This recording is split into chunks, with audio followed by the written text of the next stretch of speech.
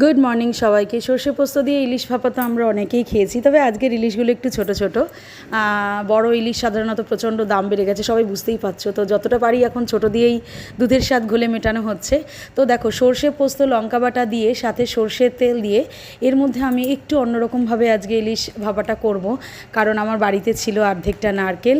তো নারকেলের দুধ দিয়ে এটা আমি কোনোদিনও করিনি, প্রথমবার করছি। আমার সাধারণত রান্না নিয়ে এক্সপেরিমেন্ট করতে ভালো লাগে, তো সেই হিসেবেই আমি এর মধ্যে একটু নারকেলের দুধ দিয়ে দেখতে চাইছিলাম যে কেমন লাগে। আমরা না নারকেলের দুধ দিয়ে সাধারণত ইলিশ মাছ খাইনি, এইভাবে সাধারণত চিংড়ি মাছ খাওয়া হয়েছে, কিন্তু ইলিশ মাছটা একদমই না। আমি প্রথমবার করলাম। আর সত্যি কথা বলতে লঙ্কাটাও কিন্তু দিয়েছিলাম বেশ ভালোই বেটে, তাই আর কাঁচা লঙ্কা আমি গোটা দেইনি, কারণ এটা আমার ছেলে মেয়ে খাবে না বলে ঝালই হয়েছিল। আর এই দেখো, এরকমভাবে আমি একটা সসপ্যানের ওপরে বসিয়ে দিয়েছিলাম, বেশ রেখেছিলাম 20-25 মিনিট, মানে মিডিয়াম আছে। তো সত্যি কথা বলতে খারাপ লাগেনি, দারুণ